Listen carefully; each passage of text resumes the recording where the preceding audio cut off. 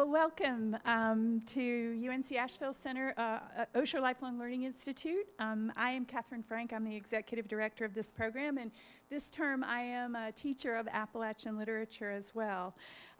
Please remember to turn off your cell phones, and also if you have a T-coil in your hearing aid, you can turn it on and you should be able to hear all the sound that's mic'd in here. We're really happy to have all of you here tonight to hear Silas House, who's our final speaker in our guest lecture series to accompany our theme term on Appalachia. We are offering 24 courses examining tradition and change in our region. We've looked at the history, environment, music, art, and literature of Appalachia to celebrate and better understand what we've been getting wrong about Appalachia and what we can continue to learn, protect, and change. I want to give special thanks to Gordon McKinney, who's here, and Meredith Miller and Tom Plout for their work to make this theme term a reality, and to Hannah Ferguel for her work crafting the activities to complement our College for Seniors courses. We do hope that you'll join us on Monday, October 28th at 4 o'clock for our member social, where you can share food and fellowship and with other members of our Ollie community, and also have the rare treat of hearing music from the legendary Stony Creek Boys and fiddle prodigy Rhiannon Ramsey. Rodney Sutton will call a square dance for those of you who are brave enough to bring your dancing shoes. On Thursday, November 7th at 9 o'clock in the morning, we'll convene a community conversation about the theme term, when you can tell us about your takeaways and your aha moments from courses and special programs, show your appreciation for the many instructors who put hours into those innovative courses, and can talk about how we can all work together for a better understanding and quality of life in our region. And you can probably have no better articulation of our goal for this term than Silas House's response to a 2014 New York Times article titled, "What's the Matter with Eastern Kentucky?" in which economics writer Annie Lowry noted that on the measure of educational attainment, household income, jobless rate, disability rate, life expectancy, and obesity rate, 6 of the 10 lowest ranking counties in the nation were in Eastern Kentucky, the place Silas House calls home. Lowry refers to Eastern Kentucky as the land of storybook hills and draws, but then as the smudge of the country between New Orleans and Pittsburgh, the Deep South and Appalachia. In a response titled, "I Am That Smudge," House acknowledges the reality of the statistics and the challenges of Appalachia, but he insists that to properly examine quality of life in the region, one needs to do more than look at the data. "I do not mean," he writes, "that only Appalachians can write about Appalachia, but I do mean that anyone attempting to write about it must become immersed in a special kind of way. Appalachia is the kind of place everyone thinks he or she understands, but very few actually do. And that's mostly because they haven't taken the time to educate themselves properly. One must drive these winding roads. One must sit and jaw for a while with folks on their front porches, attend weddings and high school graduations. One must study the history of the place and come to understand it. One must sit at a wake and look at the lines on the faces of the people, the calluses on their hands, understand the gestational and generational complexities of poverty and pride and culture. One must stand for a while outside the funeral home and smell the air, study the gravestones out back that await the inscriptions of names belonging to people, not statistics. Otherwise, you don't know what you're talking about." There's no better place to develop a clear and complex understanding of Appalachia than through the writing of Silas House. And if you haven't read his fiction, you must do so as soon as you leave this room. We'll have copies of his most recent book, Southernmost, for sale in the lobby after the talk. And he, I believe, has agreed to sign books. Yeah, thank you. You don't have to take my word that you must read this book. It's a finalist for the Willie Morris Book Award, longlisted for the Carnegie Medal for Excellence in Fiction, winner of the 2019 Judy Gaines Young Award, winner of the 2019 Weatherford Award for Fiction, and on top 10 lists for the American Library Association's Best Book Group books, Garden and Gun, Southern Living, Paste Magazine, and Booklist Editor's Choice. And most importantly, Dolly Parton likes it. House himself best articulates the reason that Southernmost will stick with you.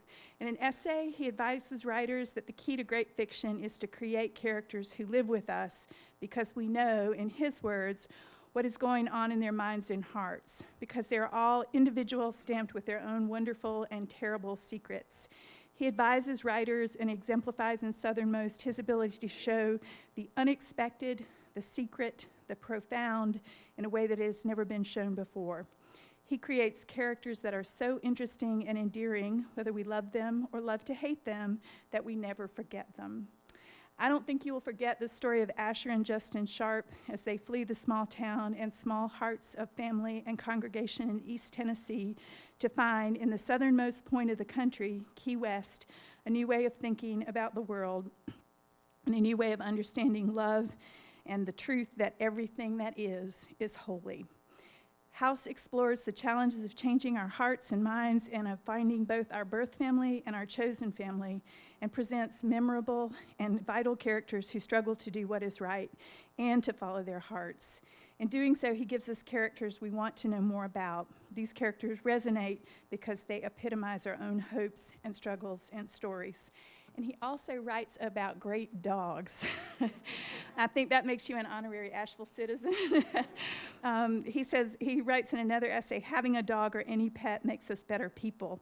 They force us to slow down, to pay more attention, to be kinder, to give and receive affection, to be patient, to love and love and love.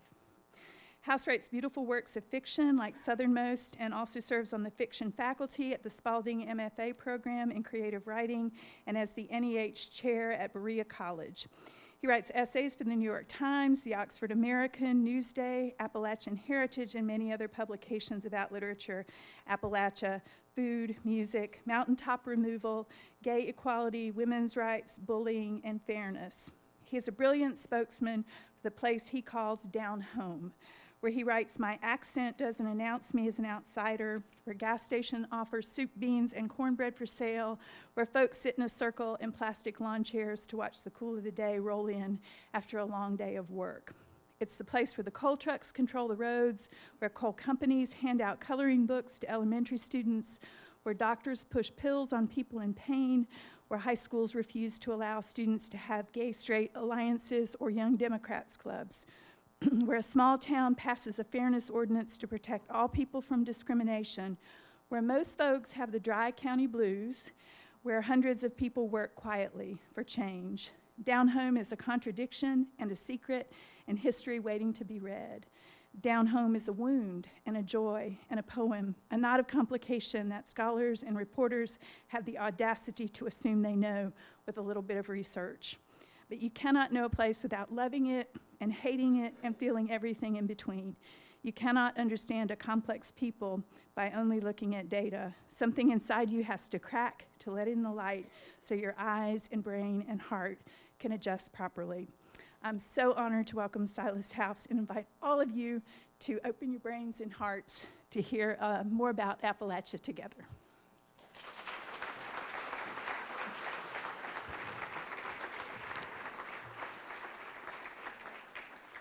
Thank you very much. Can you hear me okay in the back? Thank you so much for that beautiful introduction. I'll need it for Q&A. Yep. Okay. You're fine. This is not part of the plan. Got it. Well, thank you all so much for being here on a Friday evening, and a messy one at that. It would have been easy just to stay home tonight, so thanks for coming out. I'm really thankful to everyone who had a part in bringing me here, especially Hannah Jubel and Catherine Frank. I'm glad to be back at UNC Asheville. It's such a beautiful campus, and I always feel at home in Asheville and in North Carolina. I've been asked to talk about Appalachia for a little while, so I'll spend about 40 minutes doing that. Including reading from my first novel, because I think it's my most Appalachian one, and also it's being reissued next year in a beautiful new edition, so I want to start talking about it again. And then I'll turn it over to you in the hopes that we can have a conversation and talk a little bit about some of these things. First, I've prepared a talk and a a presentation for you that I'm calling My Appalachia. Now, I've arrived at that very generic title, ironically, and simply because in many ways my Appalachian story is very familiar and expected, but in many other ways it's not what people expect at all for an Appalachian story to be. I wanted to start by showing you a couple snippets from a film that I produced that came out in 2017. It's called Hillbilly. Has anybody seen it? Great. So it came out, we filmed it over the course of about 4 or 5 years, and I was the executive producer and a co-writer, and I also am one of the 5 main subjects of the film, which is pretty daunting. And so I'm going to show you a couple of scenes from it. Usually when I'm talking about Hillbilly, I don't show the scenes about myself, but I'm going to tonight because I'm talking about my Appalachia and what makes my Appalachia so specific. The film is about the way rural people have been negated in visual media over the last 125 years or so, pretty much since the beginning of visual media, and how these stereotypes have real ramifications on the psyches of the people. It also looks closely at the 2016 election and the way stereotypes about Appalachian people have become a major part of that. So I'm going to show you 2 quick scenes from the film just to give you a taste of it. In the first one, you'll see that I'm recording a radio show, and you'll hear me identify it as Hillbilly Solid, but don't go looking for my show called Hillbilly Solid because it's now a podcast, and when we submitted it to Apple, they refused to use a title with the word hillbilly in it. They said it was too offensive. So they didn't understand that I was taking the power back for that word. And so we had to rename it On the Porch. So if you listen to podcasts, look up On the Porch and subscribe. It's me interviewing some of the best writers and actors and activists in the region. So this little scene is about dialect, which is such an important part of my story. It's about 3 or 4 minutes long. I would have never hurt him any more than I'd hurt a June bug. Nice accent. You sound like Forrest Gump. You got this kind of like Florida panhandle thing going, whereas what you really want is more of a Savannah accent. Arkansas is kind of, it pulls back after the consonant. So Arkansas. Alabama, you open your mouth up real wide like this and talk like this. Are y'all going on Wednesday night or I Friday think night? the thing that I have seen time and again from these media portrayals is that it produces shame and self-hatred. I mean, I work with a lot of young people who don't want people to know where they're from. They want to change the way they speak. They want to escape the region as soon as possible because they're ashamed of it. Thanks for joining us here on another episode of Hillbilly Solid. I'm your host, Silas House. We want to talk about code switching today. To me, code switching means that I'm going to talk different. I'm going to talk more like this kind of Californian English, more like Midwestern American, more like a middle-class person in order to fit in order to be perceived as the same. And for me, para mí es importante para conocer las lenguas. It's a mixture of the languages and it's natural. My father was literally beat by his teachers for speaking Spanish at school. So if anything, I would say that my own experience with code switching taught me a lot to appreciate my roots and how language explicitly connects to my roots. You know, hearing you both makes me think about these intersections between the way people think about class and race. And I think a part of that is being othered. A part of it is having to code switch to some degree. So can you give us an example of you speaking to your family versus speaking to, I don't know, a room full of academics? So I work a lot with academics, and I can't help but think that if I spoke with them the same way that I might speak with, say, my grandparents, who were from Lee County, Kentucky, that they would not respect me. If I go into my grandparents' house, my grandma would say to me, she'd say, Heidi. And I'd say, well, Granny, I was up here the other night and I heard that one of our cousins, you know, they got in trouble to log in. And she'd say, why, Lord, yeah, they're crazy. And I would say, Lord, have mercy, Jesus. And she'd say, well, Lord, I got a mess back here of beans, and you take them home to your mama. And then I'd say, I love you. And then that would be it. That was the coolest thing I ever heard. It's so cool. As somebody who grew up in the region, I have always felt several layers of being the other.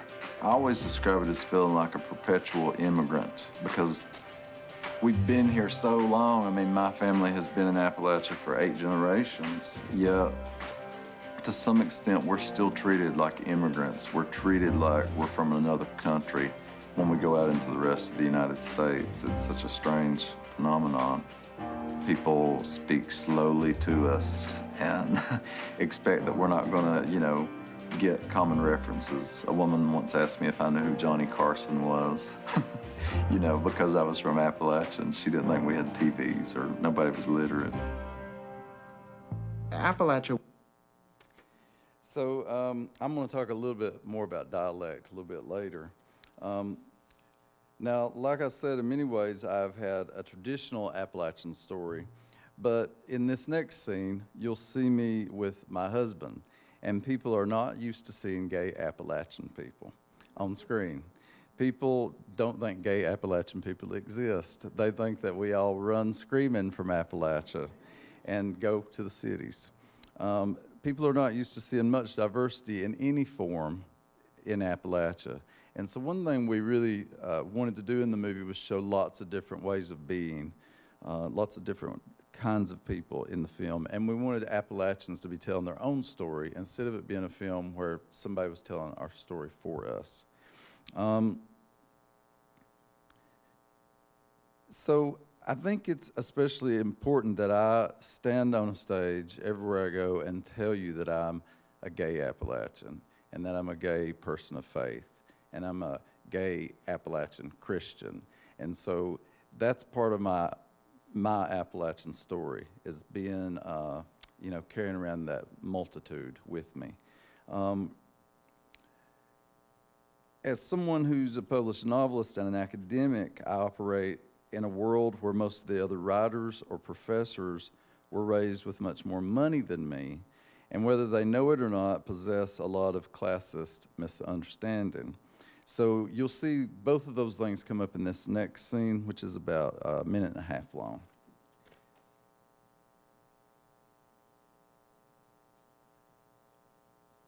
Sorry, bear with me just a second. It's going to pinwheel on me.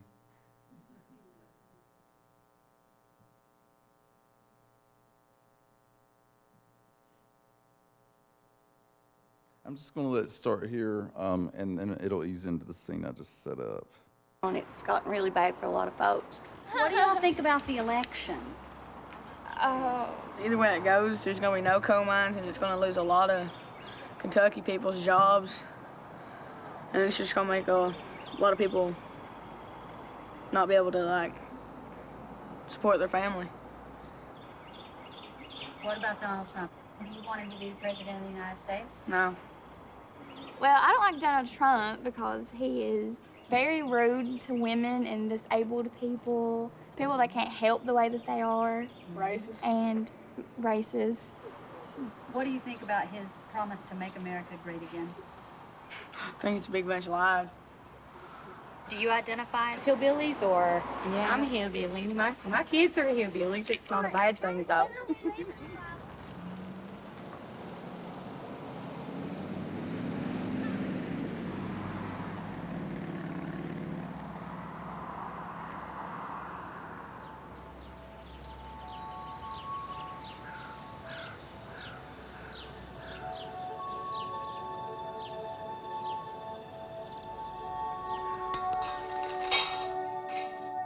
When I was growing up, just about every day we would go to a different family member's house to eat. I always remember as a child making the beans and the way it would steam up, all the windows in the trailer in the wintertime. That's a real vivid memory for me. That's a good picture. I love that one. Daniel, who did the music. Baby there, it's great. I love that one. Yeah. Very really sweet. The girls look great. We've been together for ages and could have, I guess, gone off and gotten married in D.C. or New York or someplace, but Silas was pretty adamant on wanting to get married in Kentucky, and that was, you know, meant something to me too, that we would be married here. And so a week after the Supreme Court decision, we did it, and it just came together really fast. I wanted it simple, and yeah, it was very important to me that it happened in Kentucky. I wanted to feel like a citizen in my home, in my state, in the place where I paid taxes. You know, in the place that is part of us. I think my identity as an Appalachian has always been really strong. I can't ever remember not being proud of that. I think it's mostly because I was raised around people who told stories all the time. And within those stories, there was so much history. So I'll show you one more little scene at the end of the presentation. So if we can get the lights back up. Sorry to run you back and forth.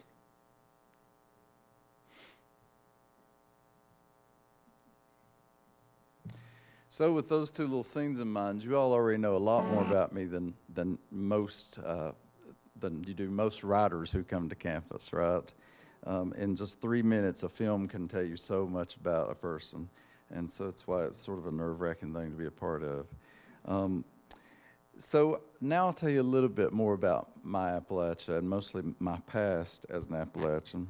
And from the time I was very little, I realized the power of words and music.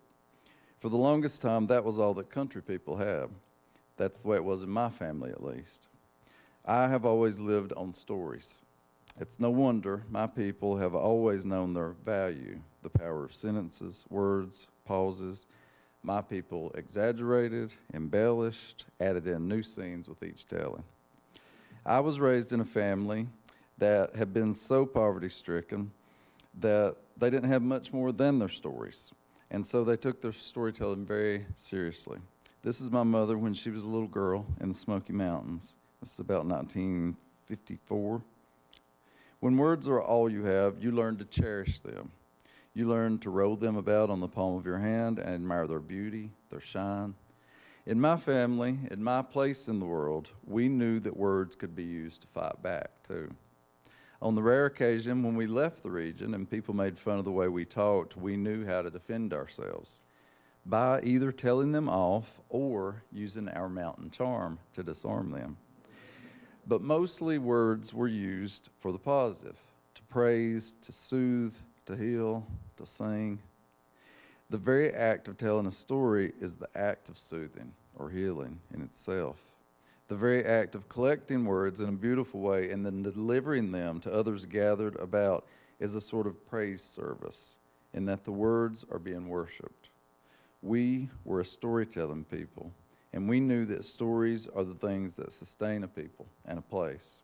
They're the first roots of a community. When I was a child, in our house, there was not much use in watching television because someone was bound to burst through the front door to tell some big, long, breathless tale about their day that they couldn't keep to themselves.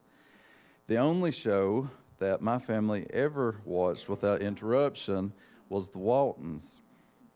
Y'all remember this, right?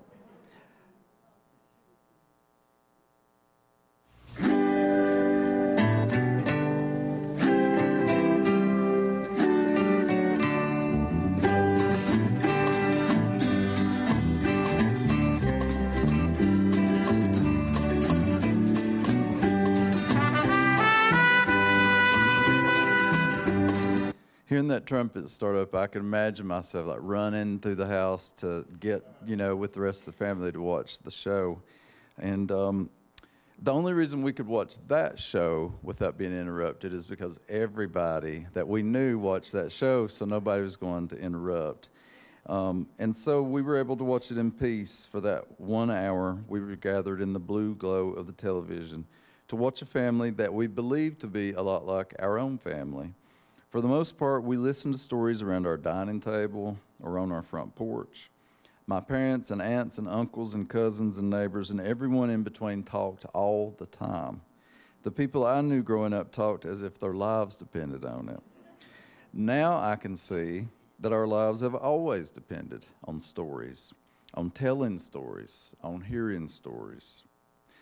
My Granny May told old stories while she hoed the corn and beans, or while she sat in her green rocker and swatted flies without missing a beat. My father talked from underneath the hood of the car, emerging with blackened, greasy arms long enough to finish the story.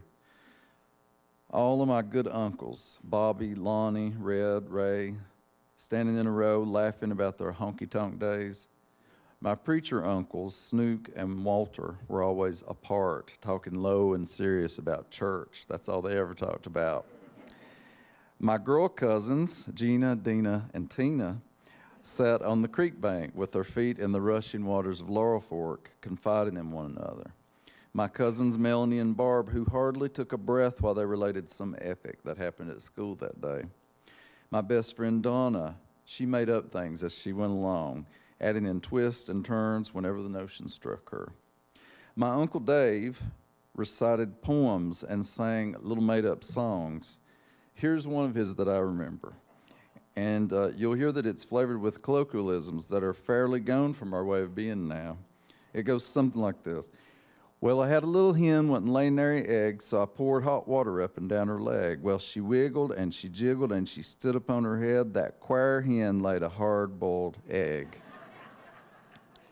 After a recitation like this, my Uncle Dave would slap his knee and throw back his open-mouthed head to laugh uproariously.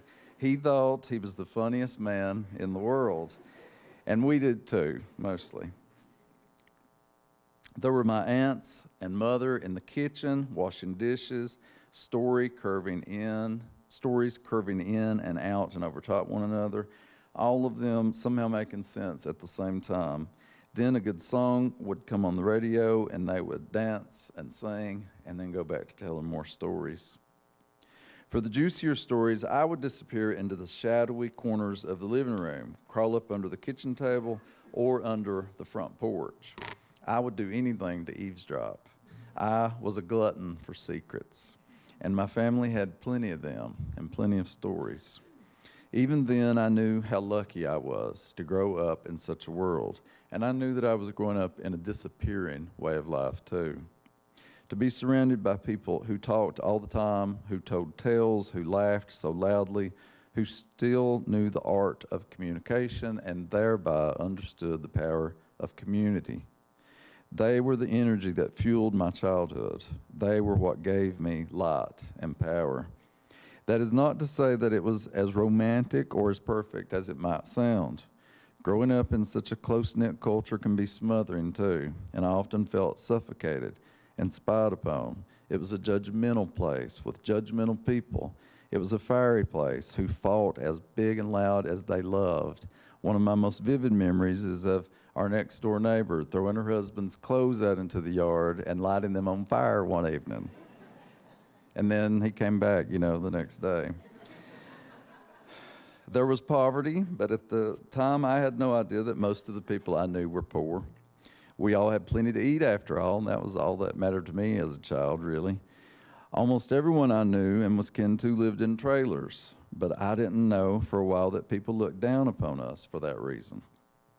When I was in 7th grade, my favorite teacher, Sandra Stidham, who has had such a tremendous impact on my life, wrote a quote by Eleanor Roosevelt on the blackboard. No one can make you feel inferior without your own consent. I had to think about that a while to figure it out. I had already been taught that by my family, but to see it spelled out in Miss Stidham's neat, hunchbacked cursive on the blackboard by Eleanor Roosevelt, who I already just worshipped and admired. My dog as a child was named Falla, which was Eleanor and FDR's dog's name. So you can see what a weird little child I was. Seeing it written down in words like that solidified it for me in a whole new way, and I never forgot that quote. It changed the way I thought about being inferior, and it lessened that chip I had on my shoulder. Since I wanted to be a writer, since my idols were John Boy Walton It was so amazing to grow up, and that was the TV show that we were all watching. The two TV shows that we really watched were both about writers, The Waltons and Little House on the Prairie. Of course, she was the main character, was a writer too, not on the show, but we knew that she was. I loved John Boy Walton, and I loved Harper Lee in a time when every other boy I knew idolized Evel Knievel and Larry Bird. I knew the negative power of words too. While the other boys played football, I laid against a tree and read. I read books like The Outsiders, Where the Red Fern Grows, Where the Lilies Bloom, which is set pretty near here, right? Around Boone, I think. While they followed their father's leads to be racist, even though they didn't know anybody who wasn't just like them, I teared up when I read To Kill a Mockingbird and realized that there were lots of different kinds of people in the world. Books saved me over and over. The quickest path to empathy, of course, is literature. Books and poetry and music, and I wasn't ashamed of it either. I became a young artist who announced himself as such in class. By the age of 12, I began to identify as a writer. This didn't go over well with those snarling boys and a few of the more scoffing girls that called me names. Since I was scrawny, tiny, and they were all gigantic, I could only fight back so much before they beat me to death. So I fought back in my little black and white composition book. In my notebook, I could write anything I wanted to about them, and my anger would sizzle down my arms and out the tips of my fingers like light, the frustration becoming sentences that became paragraphs, that became scenes, and then I had created something. And the act of creation makes you feel pretty powerful. And I felt even more powerful when I got a typewriter, because I could really bang out the words then. And I began to write as if my life depended upon it, and I never really stopped. But I was mostly writing about places I didn't understand. I loved To Kill a Mockingbird, like I said. So I said everything in the deep south in lower Alabama, where I had never been any farther south than Gatlinburg until I was in college. And only then on to Atlanta for a while. My sense of place didn't go beyond the room that a scene was set in so that they felt like they were happening in vacuums. The reader wasn't able to place herself or feel like she was inhabiting the same space as my characters. I was a freshman in college at Eastern Kentucky University, and I had a good friend in my math class who loved to read. In math class, I spent most of my time writing the stories, and she spent most of her time reading what I wrote. It's no wonder that we both nearly failed college because of math class. One night, she challenged me to write a story set where I was from, in Eastern Kentucky. If any of you have been to Cumberland Falls, this is it, and I was raised very near there. In a small community, mostly made up of people I was either kin to or felt like were family members. As soon as my friend challenged me to write about my own place and my people, I wrote the first line of what would be my first book. The first line went like this: They were in a car going over Buffalo Mountain, but the man driving was not Clay's father. Now, there are a lot of things that I wish I could change about my first novel, because every writer wants to take a red pen to their first novel. But even now, I have to admit that this is a kick-ass opening line. Because it has everything a novel needs to start, which is an element of suspense and emotion. If you have those two things on the first page, you'll get the reader to turn the page usually. Many, many times I have been in a car going over Buffalo Mountain. And honestly, I knew lots of people, mostly my own cousins, who were often with some other man besides their own fathers, namely their mother's boyfriends or new husbands. So right away, I was in a world that I knew, and I knew it well. And those two themes go on throughout the book: the issue of men who are good fathers, men who are bad fathers, the men who disappear as fathers, and the issue of place. And it's right there in that first line. I knew right away that one thing I really wanted to do was take the reader to the Appalachia that I knew, because most people do not understand Appalachia, although they think they do. I was really stunned when I went to college and began to encounter people from outside the region who had huge misconceptions about where I was from. They assumed, for example, that I only listened to bluegrass music, when in fact I was at the time in my early 20s mostly listening to records like this: Prince, AC/DC, Dwight Yoakam, Bob Seger, U2, Leonard Skinner, Van Morrison, Paganini, because I was still that weird little boy. So they assumed they assumed I came from a place that didn't value artistry. And so they didn't think that I could be eclectic in my taste, that I could only listen to the music of my own place. And by the way, I could do a whole other talk on how bluegrass music and mountain music are very different, but people also mistake those two things, right? I want to put a picture of my Aunt Sis up here because she is my Appalachia. She is the one who bought me my first books, my first guitar, my first typewriter. When those people insulted me, really what I always thought is that they were insulting my family. And even today when somebody says something condescending to me about where I'm from, her face comes up in front of me.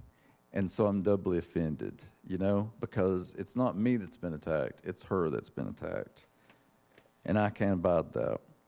They assumed that I come from a place that's not part of the modern world. But everyone I knew watched MTV and dressed in the latest styles and was very updated on the news when I was in college. They assumed I came from a place where nobody wore shoes, where I was the only one who could read and write. This was in the 1990s, and people still thought this. Some people still think this. Most troubling to me, they assumed I came from a place that was simple. And there's nothing simple about Appalachia. When I went to find books about my own generation's experience in Appalachia, they just were not there. The closest I could get were the wonderful books of Lee Smith, but even most of them were set in the past. And even if they were contemporary, they were not set from the point of view of my generation. They were one generation removed at least. So I started writing the book that I wanted to read. And although I didn't know it at the time, I ended up writing what is apparently, people tell me anyway, the first novel about Generation X Appalachia. At least when I think about that now, I'm 47 now, so to think of myself as Generation X just doesn't seem right, We think of Generation X in such a particular way. So that opening line I read to you earlier is from the prologue, and it's set in the mid-1970s. But the rest of the book is set in about the year 2000. The book came out in 2001, just 1 year.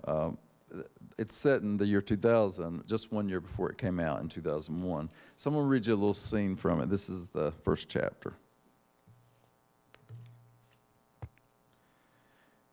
Clay slid his blackened coveralls down his legs, jerked them off, and tossed the hard clump of clothing into the back of the truck. Coal dust twinkled on the metal of the truck bed. He put his work boots back on and pulled off his T-shirt, sailing it through the window and onto the floorboard. Already his chest was glistening with the sweat of July sun. It was hot and white, and all up the hillside tangled trumpet vines wilted. The blacktop of the parking lot glistened, so soft it threatened to seep down the hillside.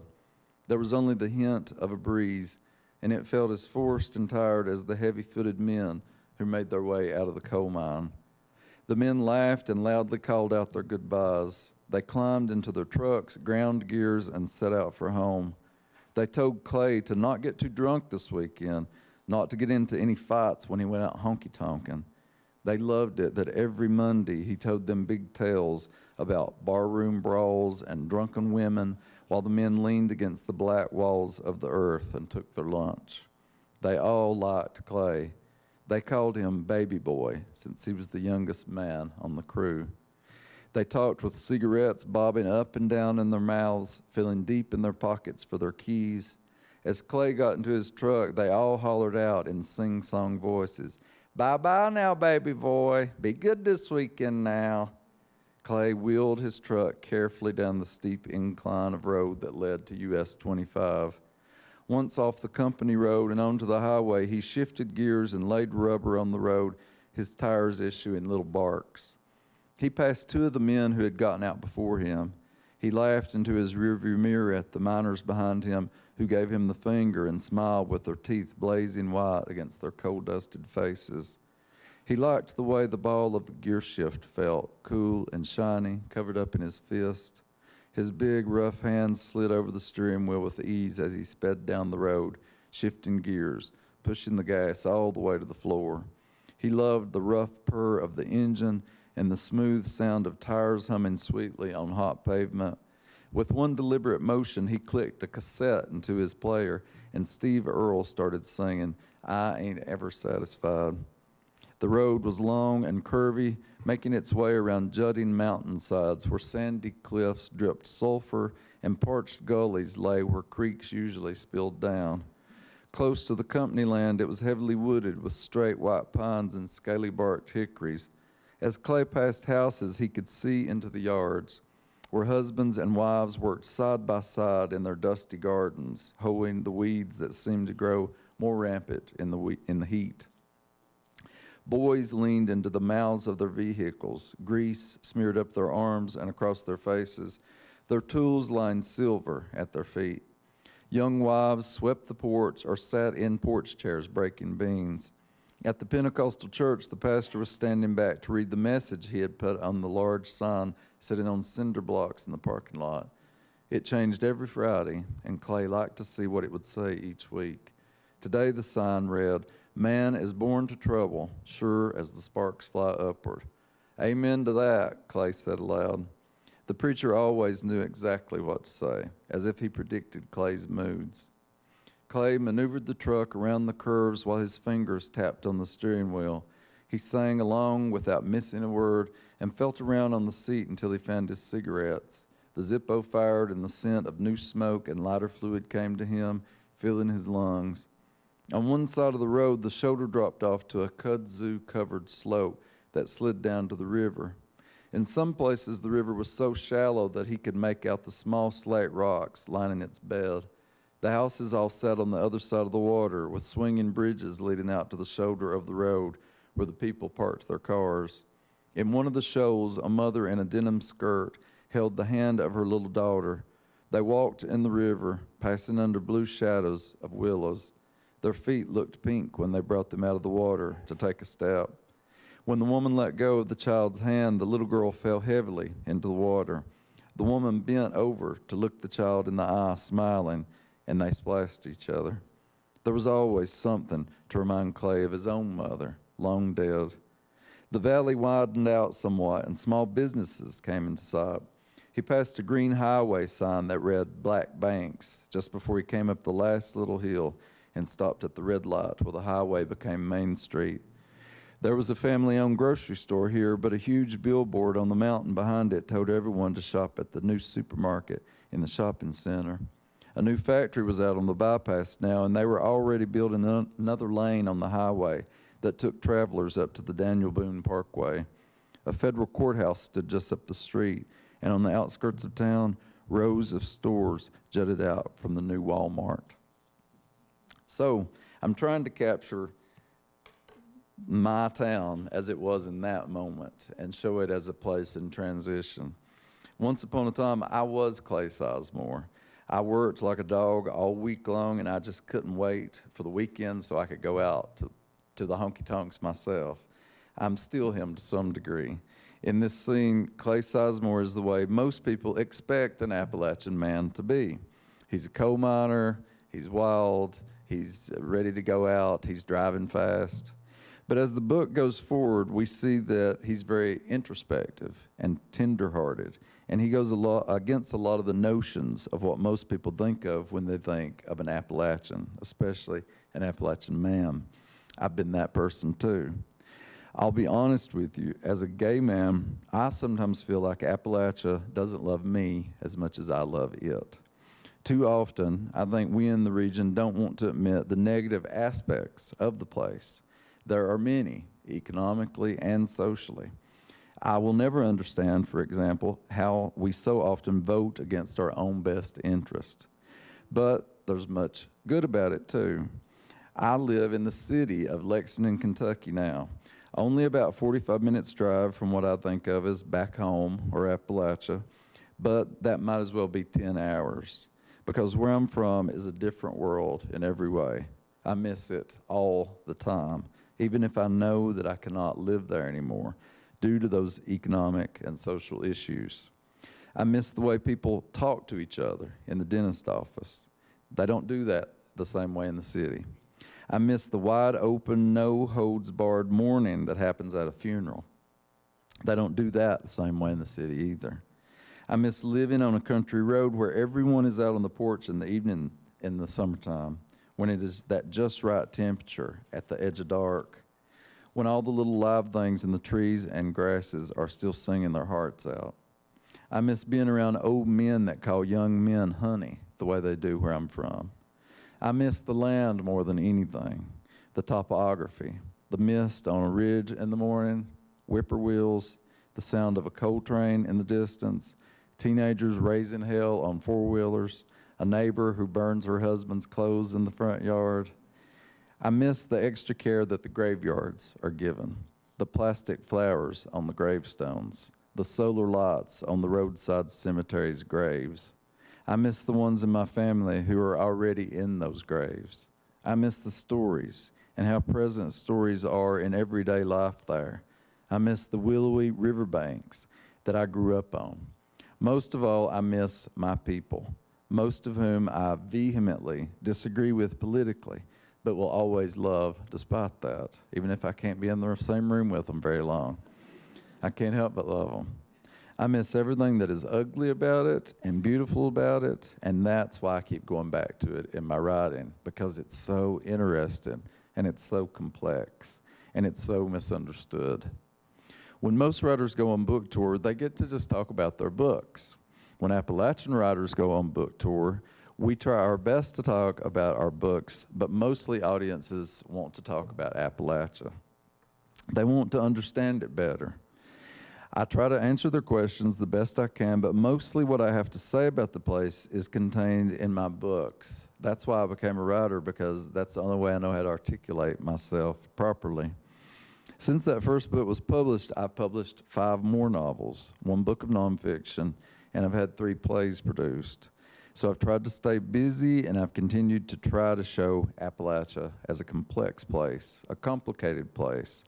I don't want to romanticize it any more than I want to vilify it. Both are simplifying. I just want to tell the truth about the place, not the truth necessarily as much as my truth, what I know of it. All I can represent is that one little postage stamp size of Appalachia that I know, and my people that I know. Because that's the other thing people don't really get about Appalachia. There are many Appalachias, and they're very different, not only from region to region, but from town to town, from holler to holler, holler to cove, from creek to creek. I think my career has been held back because I'm thought of as an Appalachian writer, but I don't care. There are some big high-profile gigs that will not call on Appalachian writers simply because they're writing about Appalachia. There are some literary circles who will always see us as inferior. There are some reviewers who will always give a complex portrayal of the region a bad review, and will always give a simplistic portrayal of the region a glowing review. I never really let that bother me too much. It bothers me a little. And in fact, it makes me want to tell these stories even more. It makes me more defiant, and it solidifies what I was taught my whole life, is that we have to fight harder and work harder to be taken seriously. I think that true Appalachian writers are writing because they're trying to understand the place as much as the readers are trying to understand it. Because there's nowhere more complicated, more complex, or more interesting. That is what I want to do as a writer, illuminate that. And I want to walk through the world as a person who contains multitudes, even as a person whom some might wrongly think of as a contradiction. Not only a rural person, but also a voracious reader. Not only a gay person, but also a person of faith. Not only as someone who was raised in a working class family in a series of trailers, but also as a teacher, an academic. not only as someone who has a thick accent, people tell me, but also as someone who wants to talk about the important issues. Not only as someone who loves to fish and hike and be on the lake, but also someone who loves film theory and literary analysis. Not only as someone who longs to just live way back in the mountains where I don't have to fool with anyone, but also as someone who loves to travel the world. I want to complexify the notion of what it means to be Appalachian. One of my favorite poets is Jim Wayne Miller, who's originally from Madison County, North Carolina, very near here. He wrote one of my favorite poems called The Briar Sermon. If you haven't read it, look it up because it's a masterpiece of Appalachian literature. It's a long poem. In it, one line goes like this: you don't have to think ridge to ridge, you can think ocean to ocean. Sorry, it goes off there, doesn't it? So you don't have to think ridge to ridge, you can think ocean to ocean. We can be both local and global. I believe that being Appalachian today is about that balance. But most of all, it's about being who you are, no matter what the world expects of you. That, to me, is the true definition of being Appalachian. So I want to close by going back, before the Q&A, we'll go back a little scene from Hillbilly. And you heard some of these words that you'll hear in my voiceover earlier.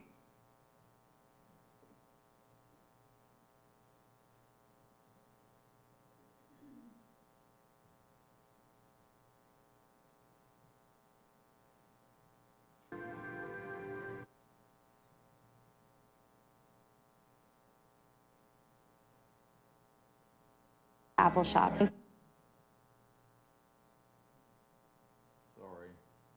I'm not very good at this little scroller, but I'm almost there.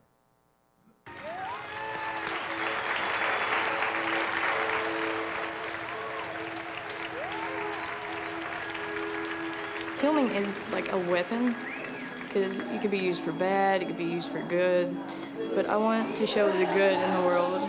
I want to do something that's going to impact in some way.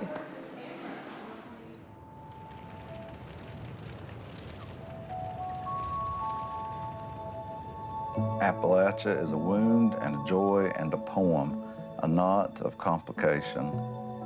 But you cannot know a place without loving it and hating it and feeling everything in between. Something inside you has to crack to let in the light, so your eyes and brain and heart can adjust properly. Those attempting to portray the region must become immersed in the region in a special kind of way.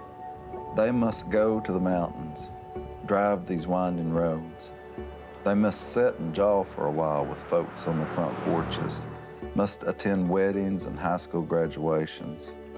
They must study the history of the place and come to understand it. They must sit at a wake and look at the lines on the faces of the people, the calluses on their hands. They must understand the gestational and generational complexities of poverty and pride and culture. They must stand for a while outside and smell the air, study the gravestones on the hillsides that await the inscriptions of names belonging to people, not statistics, not stereotypes. I guess I'm a hillbilly.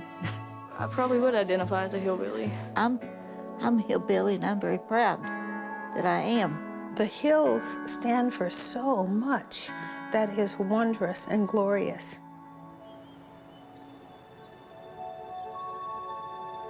Look in the lens? Yeah. Sometimes you have to leave where you came from to find your voice. And other times you have to return to that same place to listen for a deeper understanding. So, questions? Anybody? Thank you. Can I use that? Yeah.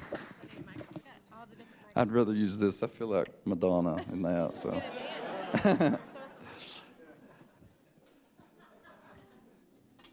I don't want to keep you too long, but I'd love to talk a little bit. Yes. I see you contain multitudes. Sorry.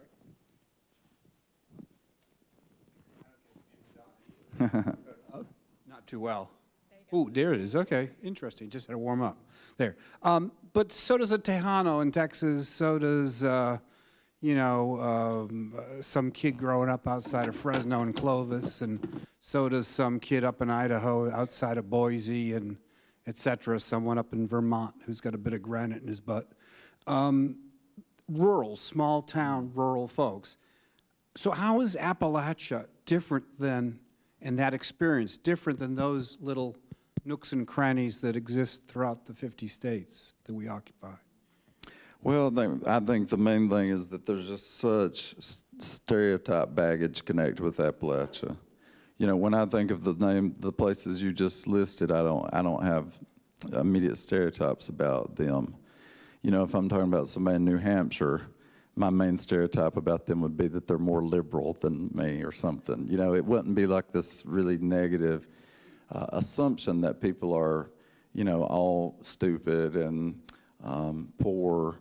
I mean, the reason that people openly make fun of my accent is because my accent sounds like poverty to them. When they hear this accent, they just assume that it's the voice of poverty. Lots of people have the same accent who are lots of different classes of people within the region. And I mean, as you all know, there's not just one Appalachian accent either. You know, there are many, many different ones. But I think the main thing is just that Appalachia has that baggage of stereotype with it. Recently, a woman told me that she was from New Jersey and that people gave her a hard time about her accent too.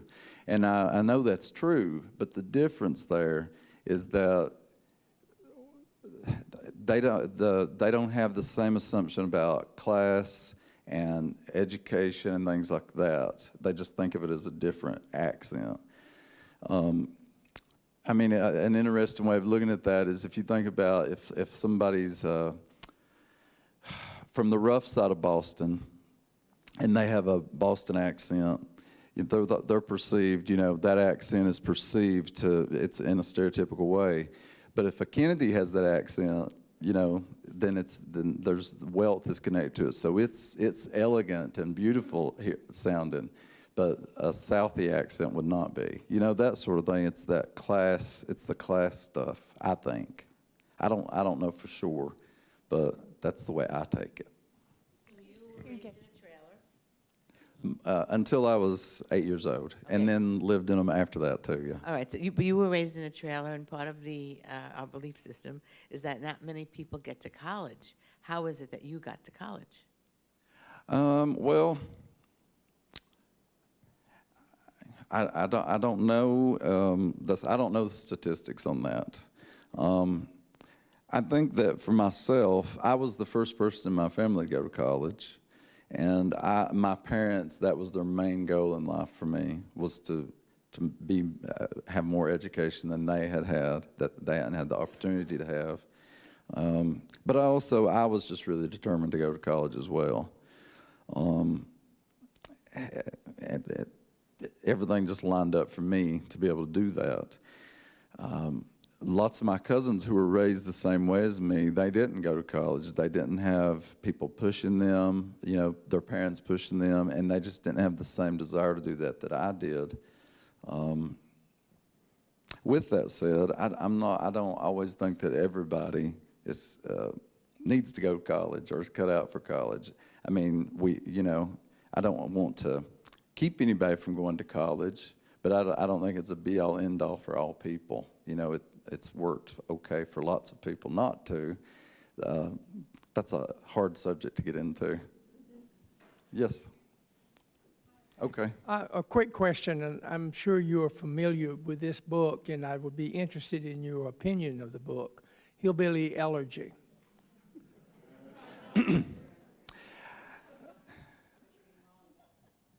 Yeah. Well, I have really had to stop talking about that just because it becomes the whole conversation. You know, it just takes me so long to articulate it. So I'll just say that I think it's a dangerous book, and I think it's too simple. My problem with the book is it doesn't contain historical and cultural context.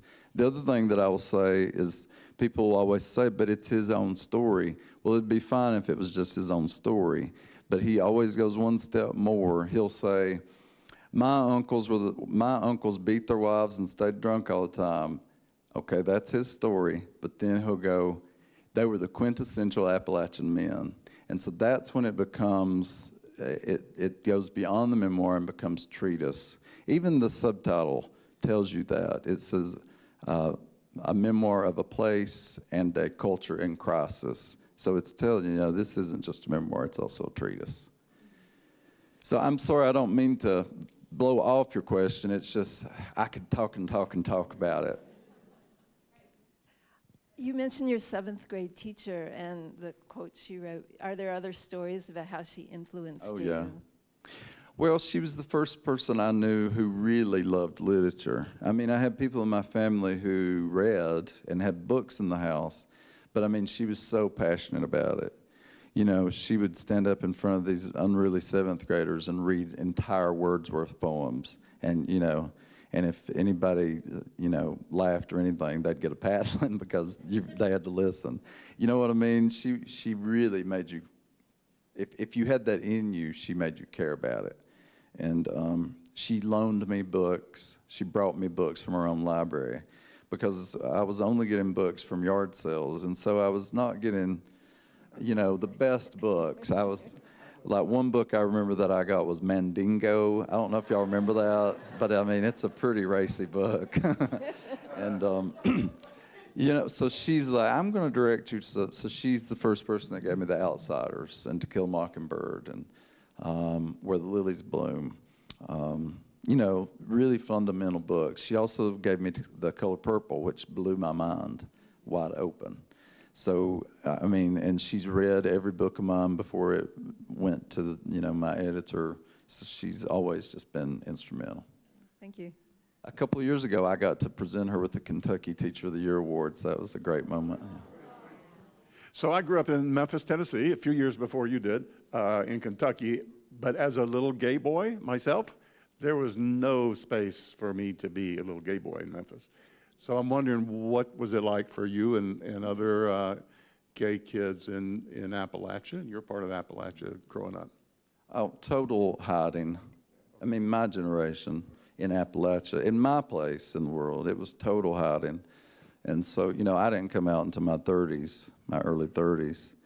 And most people that I know, they did go somewhere else just to get away from their immediate family more than the region itself. So in one way, I think if you sit down individually with Appalachian people, they're in my experience at least, they're mostly welcoming and open-hearted and willing to accept you for who you are. But as a cultural entity, it's totally oppressive. And a lot of that, frankly, has to do with the evangelical presence in Appalachia. I mean, it's such a force. Flannery O'Connor said that we're the Christ-haunted landscape, and she was talking about the South. So times that by 100 in Appalachia, where there's a church, every 3 feet practically. Yeah, that's the question I was going to ask you about. I'm being a Yankee, about the church is so powerful in the Appalachian area, and how did it get so powerful and so demanding on so many people in that area? It just seems so powerful. I don't know.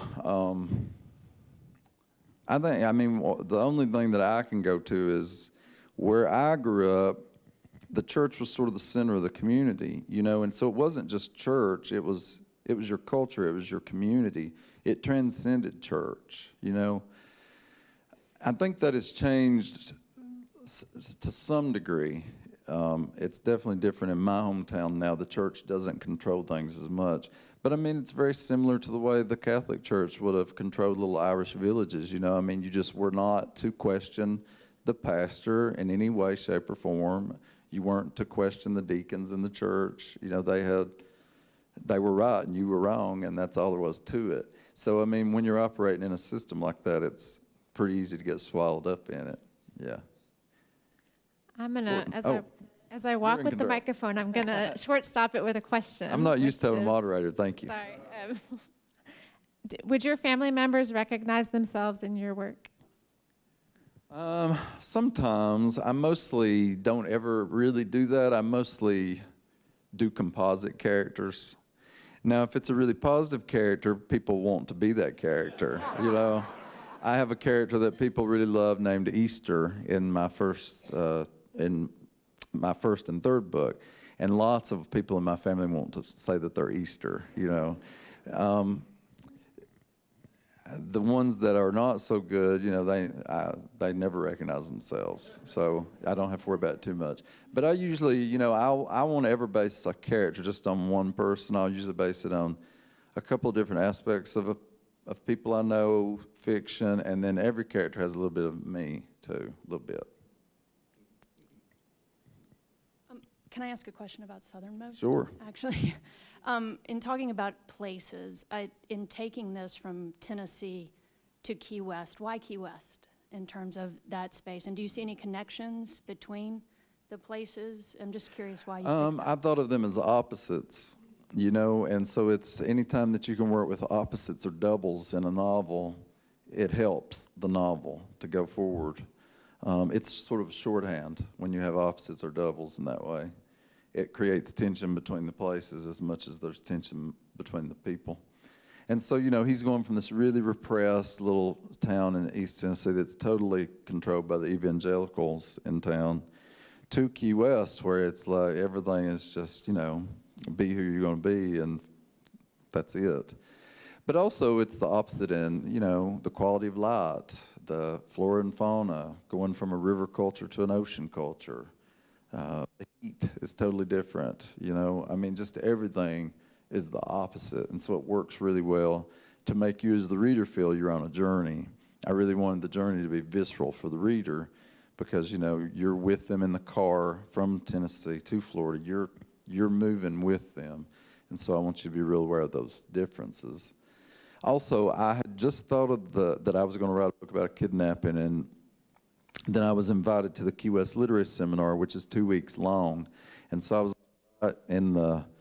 right in the fever of starting a novel, and I was in Key West, and so it just, you know, osmosis, you know, and it allowed me to go to Key West a lot more, so that's sweet too.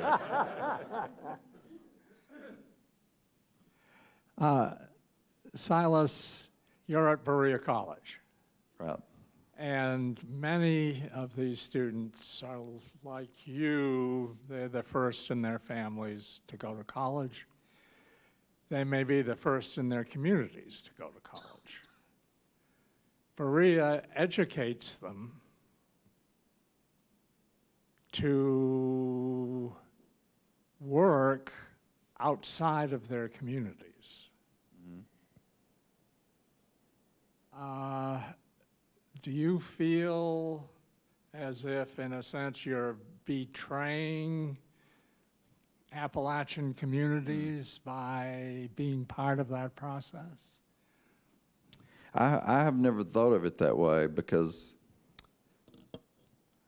I mean, I never encouraged them to leave the region. And in fact, I think a lot of them now are there getting an education. They'll major in a specific thing that they'll know they can use back home. Because we do talk a lot about the brain drain. And, you know, Appalachia has been extracted in every way. I mean, the timber industry, you know, would be especially prevalent for here, whereas the coal industry, you know, in eastern Kentucky, and now the people are being extracted as well because we keep voting in politicians who won't make economic opportunity for us. So that's where my mind just I can't figure that part out. But I mean, I always talk to them about that, and I'll say, you know, you don't have to go back home, and you also don't have to leave home. You do what you feel is the best thing for you. To some degree, I also always want to, when you're Appalachian, you're always told that you have to serve where you're from. And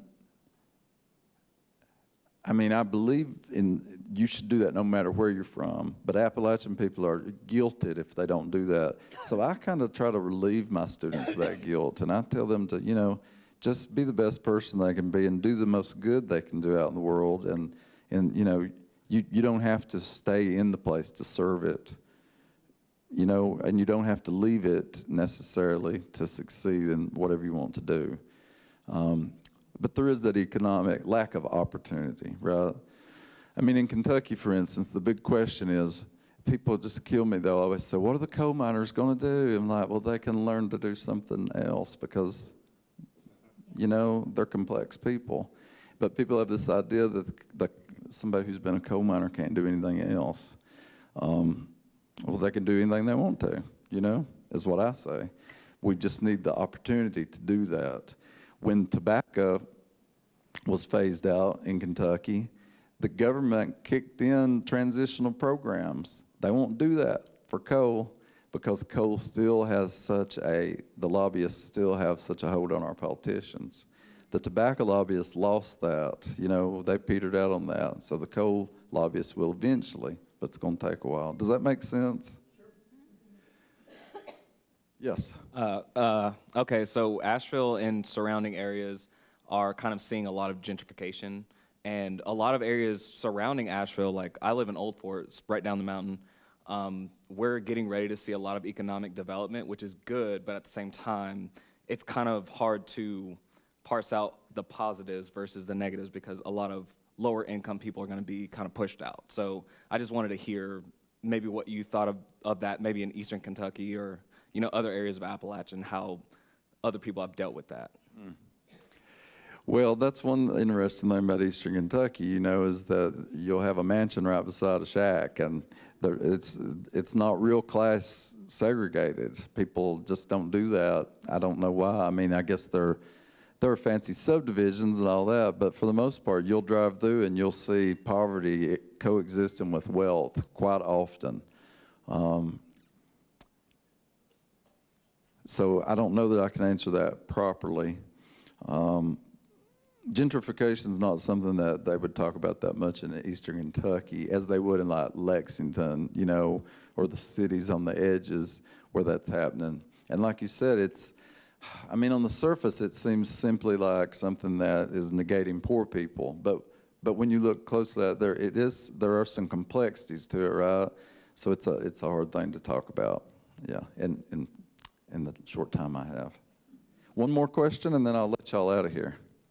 You mentioned Lee Smith. Yes. I'm eager to know what you think about some of our more local Appalachian writers that we've been studying this term at Ollie, like Lee Smith, but Ron Rash, Wiley Cash, Sharon McCrum even. What do you think? Charles Frazier, obviously.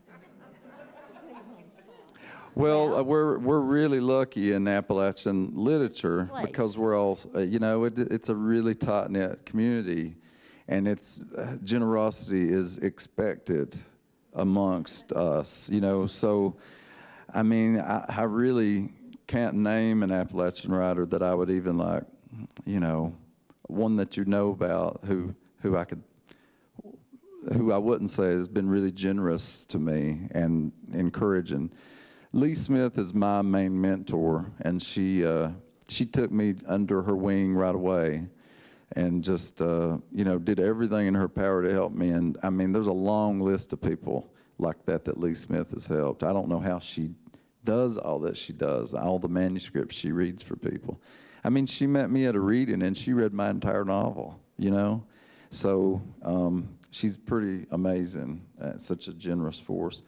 Robert Morgan has been incredibly generous to me. I was actually, when my first book came out, they put me on book tour with Robert Morgan, and the first day we went out on book tour, Oprah chose his book.